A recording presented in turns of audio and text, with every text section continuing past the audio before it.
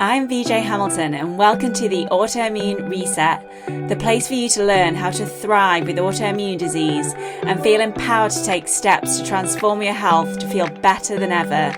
You can start making changes today to improve your health. So with every episode, my mission is to share with you simple ways to up-level your diet and lifestyle with key learnings from my own journey reversing autoimmune disease and inspirational stories from those who have reset their autoimmune symptoms and are now thriving in life.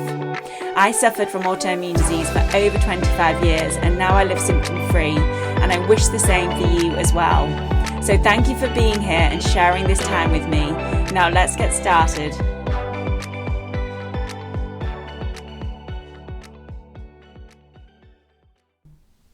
Hello and welcome to today's episode of the Autoimmune RESET podcast. I'm your host, VJ Hamilton. I'm a nutritionist, scientist and expert in autoimmune disease.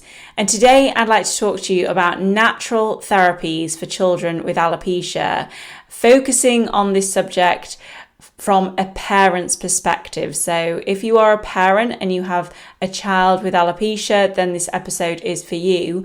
And I would just say, if you are somebody who is experiencing hair loss, you may find some insight in this episode as well, because I experienced alopecia areata when I was 7 years old. And some of the reasons that I was experiencing hair loss at that age is very significant for my health as a child, but also my health as an adult, and we can learn a lot from our own stories. And I work with many children who are experiencing hair loss. I expect it's because I'm extremely passionate about the subject that I work with a lot of children who are experiencing hair loss, because I went through this myself as a child. And I wish there was the knowledge that there is today around alopecia areata, because when you are younger, there is more opportunity to make significant changes in your body. And if you can find out what is at the root of the hair loss and address that and improve a child's diet, you can see some incredible results. And what I often see is a pattern when it comes to the root cause of hair loss in children, and I will be touching on that today.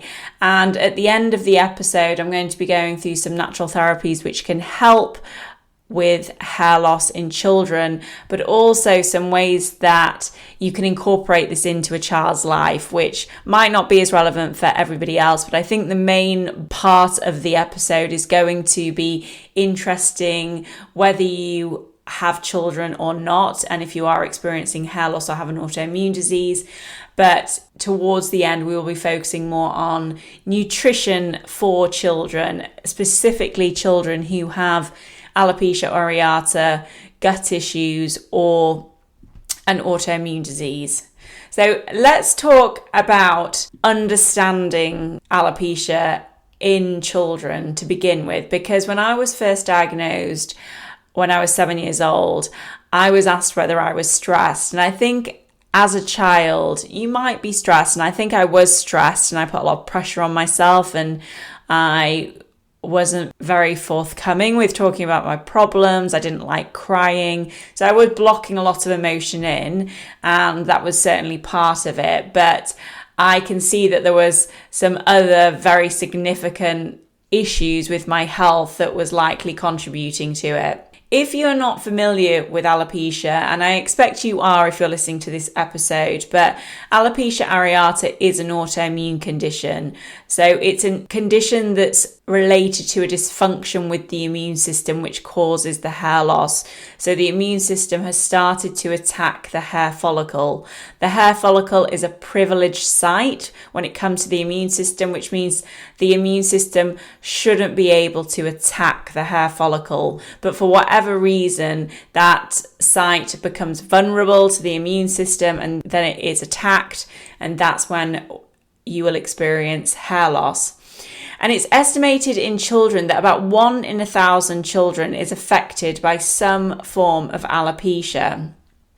For many children, like myself, the journey begins with a small patch of hair loss, which can gradually spread. And I know I would have several patches. It started with one patch, and then I had cycles of hair loss where I would have more patches and they would grow back. But I have seen with some of the children I've worked with, they've experienced a couple of patches and it spreads to a much larger area, and that can happen as well. And then with some children, they will experience alopecia totalis or alopecia universalis, either losing all the hair on their head or all the hair on their head and body as well. And we know that the cause is extremely complex. The truth is we don't know fully what the cause is, but there seems to be a genetic susceptibility, as there is in most autoimmune conditions. But when I've been working in my clinic, at the heart of it seems to be nutrient deficiencies, but that isn't a straightforward issue to fix, because you need to find out what is causing those nutrient deficiencies in the first place. So I'm going to share a story which illustrates the connection between some of the issues that might be impacting a child who experiences hair loss. Let's call this person Mia. And Mia is a bubbly 7-year-old who loves playing outside and reading adventure stories. And Mia caught a severe stomach virus, and it had dragged on for weeks. She had felt nauseous, had poor appetite, and her energy was low. And once the virus had passed, her parents noticed that Mia's hair was thinning in certain spots. At first, they thought it might be a vitamin deficiency, like I've mentioned, or perhaps even stress from being sick. But Mia continued to lose the hair, and she was eventually diagnosed with alopecia areata. So this story is not unique. And the start of this story with Mia was the fact that she had a stomach virus. And what I see with my clients is there is some form of infection, whether it be a virus or bacterial infection or a parasite infection. And in some cases, my clients have been hospitalized because these bacterial and viral infections overgrow or become extremely severe.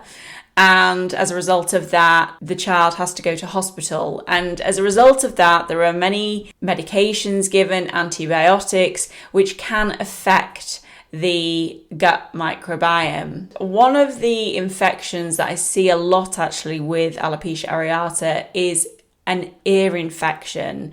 And many children who have recurrent ear infections seem to be more prone to alopecia areata. And just remember, with anything, with any autoimmune disease, there has to be that genetic susceptibility piece as well. But for the most part, even if there was a separate type of infection, so an infection that didn't affect the gut, because of the medications that are given to the child when they have this type of infection, whether it be an ear infection or a throat infection, that can then affect the gut microbiome. And when I was an extremely young baby, I had severe gut issues, and they thought I had a serious stomach infection, and I was given a lot of antibiotics at a young age. And then a doctor decided to see if my symptoms would improve by taking dairy out of my diet, and they did. And since then, I've done many tests to look into whether I have a dairy sensitivity, and that has never been confirmed with any of the testing that I've done. So I don't think I had a dairy intolerance, but I expect there was something else going on with my gut microbiome.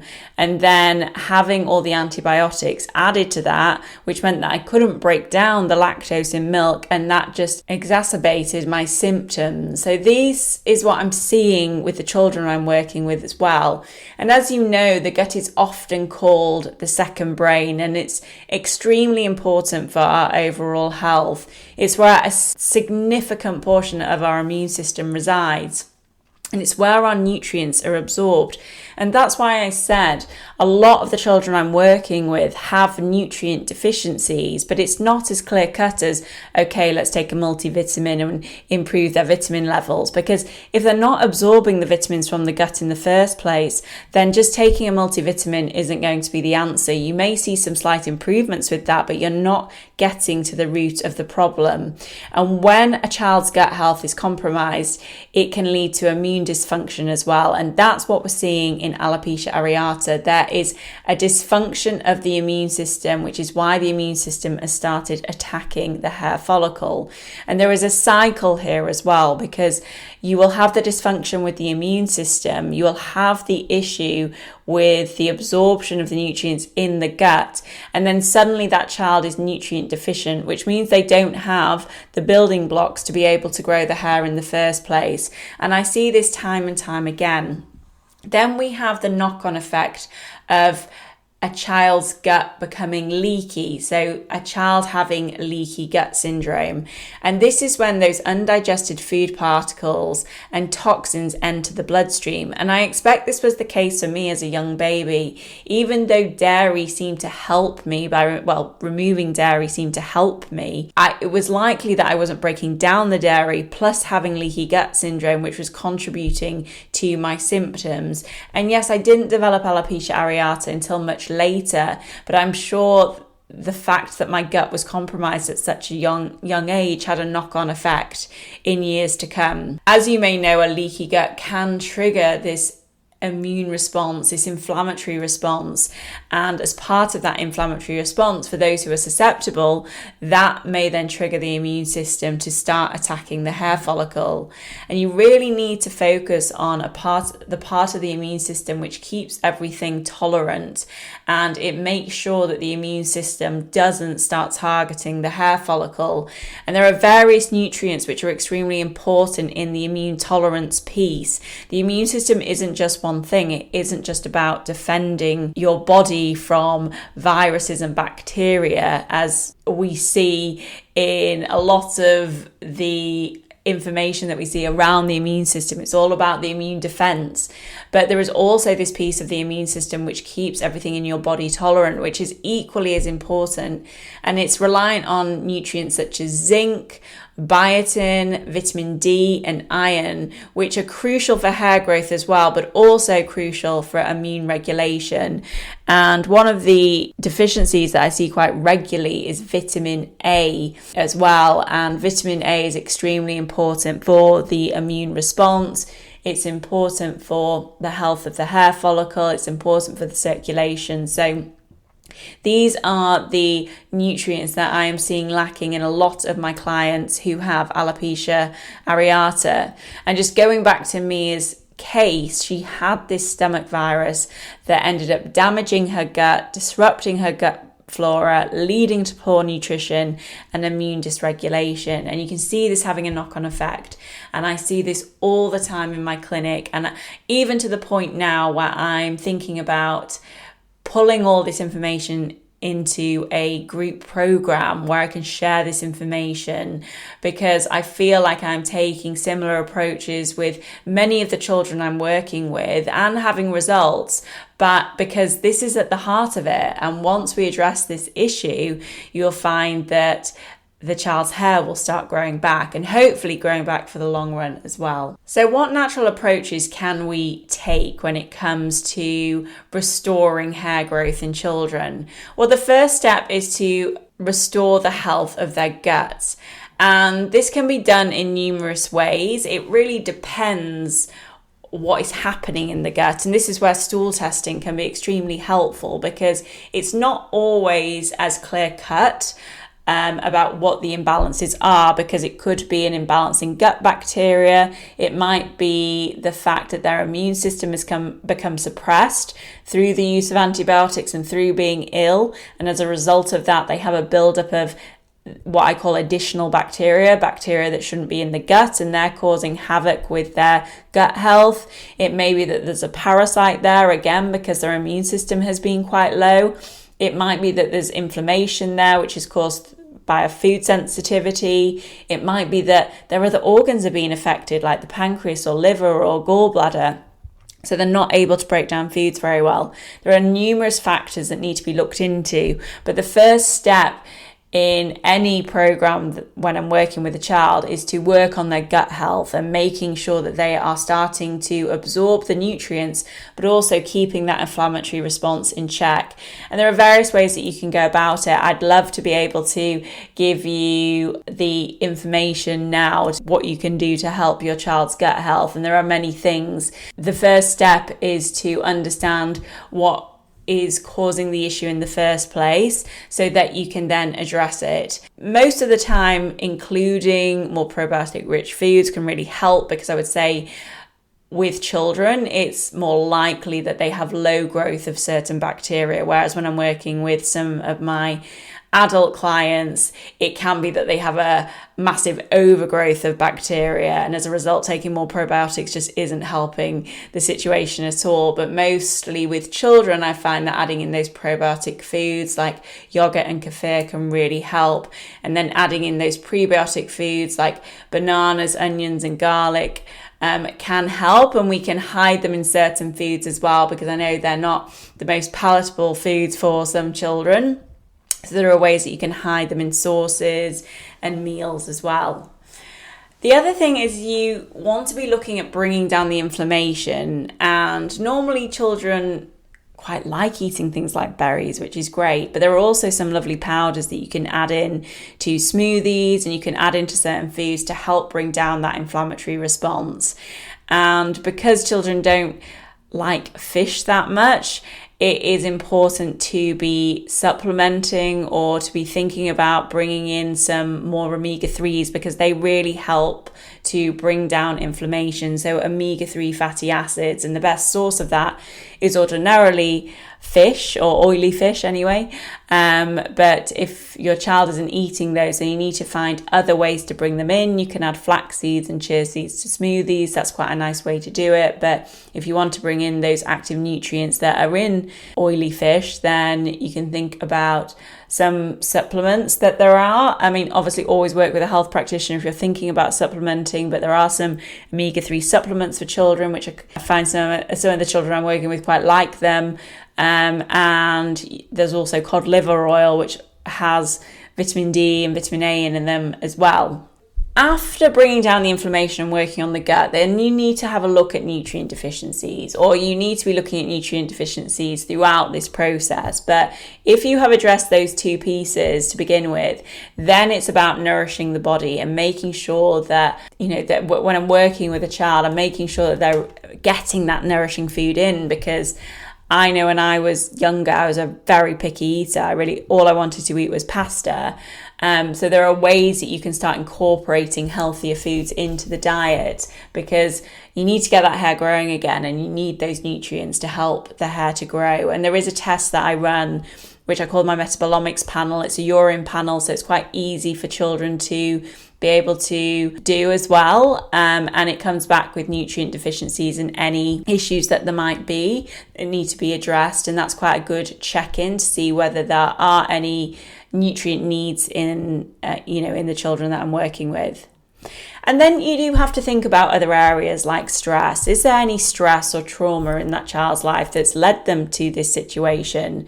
Even going through being ill and going to hospital, and all these things can be quite stressful, but there might be something else going on, and it's definitely worth exploring that, because that is a piece of this and it needs to be worked on. And as a nutritional therapist, I can help with the nutrition side and the lifestyle modifications, but there might be more support that's needed around that emotional area. And there are techniques that adults do that children can get involved with, and I have a lot of my parents who have children with alopecia, and they're doing yoga classes with them, they're doing mindfulness, and it's quite a nice activity to do together as well. And also massaging the head, massaging the body, that can help with the circulation, and it's just a nice thing to do as well. So that might be another area to explore if you have a child who is experiencing hair loss at the moment.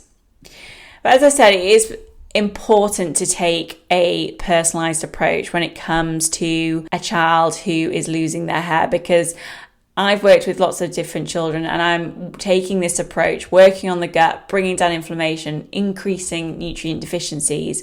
But you really need to explore what is at the root of it to be able to address that, and then to work on those 3 key pieces. And it's normally the gut issue that is the area to explore first, because I would say 80% of the time there are issues going on in the gut that need to be addressed. Sometimes there are other factors, and as with any condition, there are also always other things to consider. But this is what I'm seeing in my clinic anyway, and the research supports it as well. So if you have any questions around any of that, you can send me a direct message on my Instagram account, or if you'd like to find out more about what I do, then you can book a free initial consultation with me, and the link for that will be in the show notes.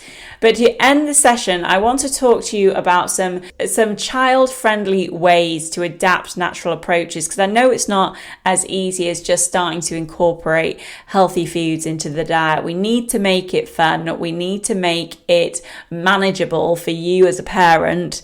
And here I'm going to share some ideas for you of ways to include more healthy food into your child's diet, which is really going to help them to restore that healthy hair growth. Okay, for the first one is to make a probiotic rich ice lolly. And actually an ice lolly is a really great way to get nutrition into a child's diet, especially when they're younger. And I've been working with quite a few children who are experiencing constipation as well, and they're getting quite a lot of pain when they're going to the toilet. And the reason for that can be dehydration, and for a young child, drinking water isn't the most exciting. So having a lolly is just a really great way of getting some healthy foods in, and you can do it with probiotics as well. So you can make probiotic rich ice lollies with things like yogurt, kefir, and other fermented foods. So this is how you would do it. So you can blend some probiotic rich yogurt or kefir with your child's favorite fruits like berries or anything that they like banana as well. And if you want to add a little bit of sweetness, you could add some raw honey in there. And then just pour that mixture into one of those ice lolly molds that you can get, and just pop them in the freezer, and then they will be ready. And they can be a really great way not to just get some healthy foods and some gut-friendly foods into your child's diet, but it can also help with any dehydration as well. Another thing that you can do is you can mix nutrient-rich powders into foods that your children likes. And this is something that I ordinarily will do with children who are quite picky eaters and we need to get the nutrition in. Because there are lots of powders out there, and child-friendly powders. Obviously, you're always best to work with a nutritionist if you are adding anything like that in.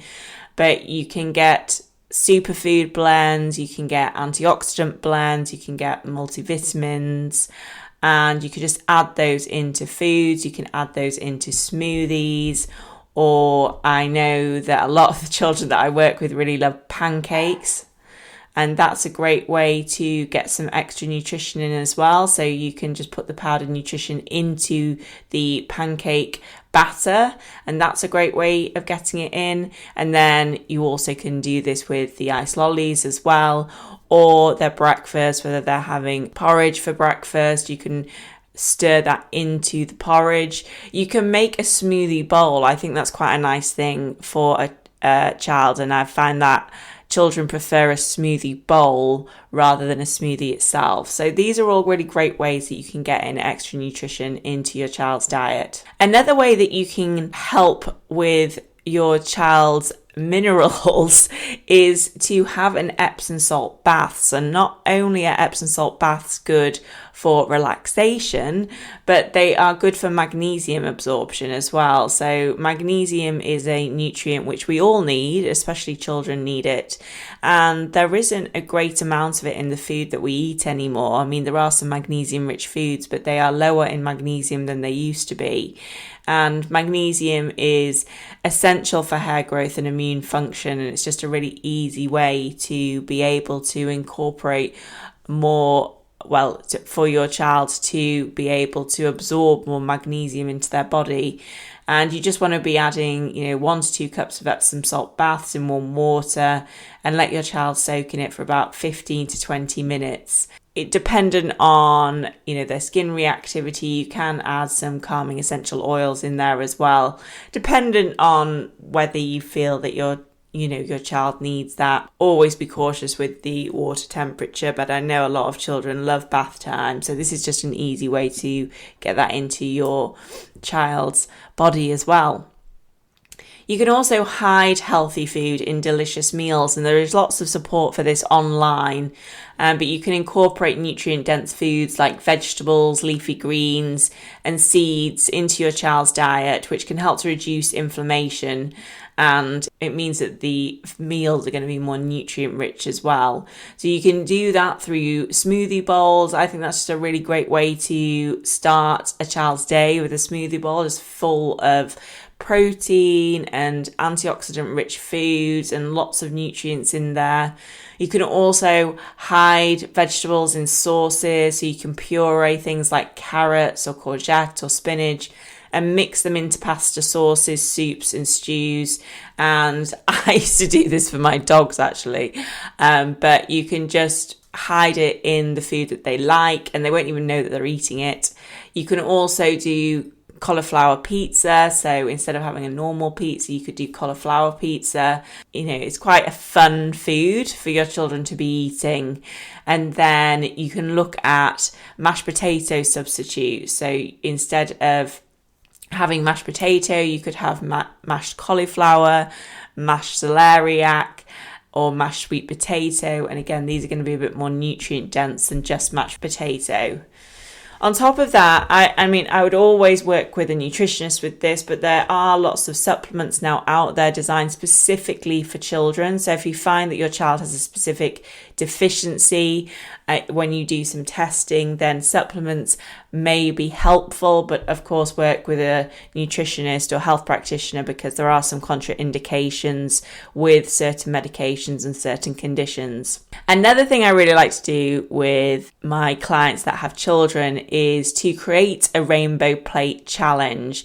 And this is a challenge to include more colourful fruits and vegetables.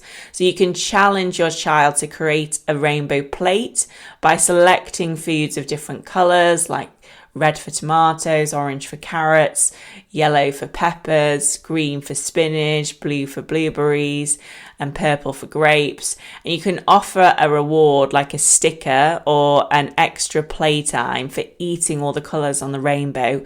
And you can put the chart on your fridge and you can tick it off each week. That's quite a nice thing to do as well. So that's just making sure that your children are getting more colour in their diet. And then it's always great to get your children involved in the cooking process and the prep, so they feel like they're part of it. Or if you're growing vegetables in the garden, it's great for your children to see where the vegetables come from. And I think that can be quite motivating for your children to eat more foods as well. But getting your children in the kitchen can make them interested in what they're eating. You can give them simple tasks, just like washing vegetables or mixing ingredients or decorating plates, whatever you think they're going to enjoy doing. And research has shown that children are more likely to eat lots of different variety of foods if they're involved in the cooking process. And as I said, if you are growing any vegetables in the garden, that's a really nice thing to do. And I used to do that with my nana and granddad. I'd go into the garden and pick the rhubarb or go and pick the grapes that they were growing, and it just made me eat them more. So it helped with my diet at a young age. Another thing that you can do is you can have a reward system for trying new foods, and that just helps to increase the amount of foods in your child's diet. So positive reinforcement is really important rather than forcing your children to eat. And I know my mum definitely tried that with me with a chili when I was young, and I think I sat at the dining room table for about 3 hours because I wouldn't eat it. But it's better to have more positivity around food. So creating a reward chart for trying new foods or completing healthy activities, and for every new food that they try or healthy habit that they maintain, they earn a star. And I think that reward and positive encouragement can really do well with children.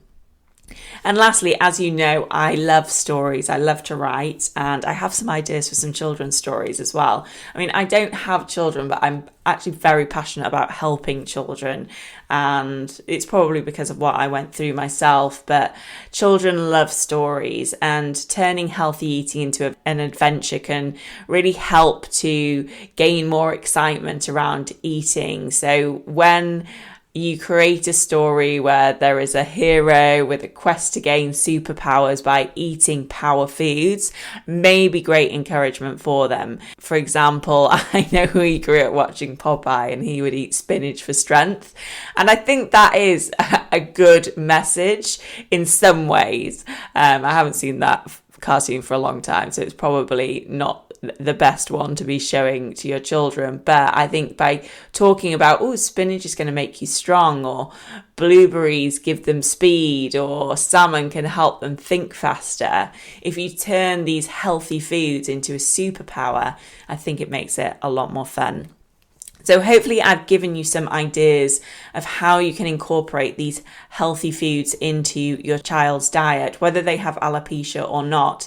But I think those 3 core areas that I discussed earlier are absolutely vital when it comes to helping children who are experiencing alopecia. And as I said at the beginning, it is important to address this as quickly as possible, where whilst the hair follicle is changing and it is growing, most of the time there is that hair growing back as well, which is always a very positive sign, and you don't want to leave it too long. So it is good to be proactive and get to the root of it. And I see on the Alopecia UK charity site lots of children feeling very positive about their hair loss, and I know I was told to hide it, and I think it's great that there is a lot more positivity around it, but I believe there are things that you can do as well. So I think there is that acceptance piece, but have faith that there are things out there that you can try as well. And I always think you may as well try them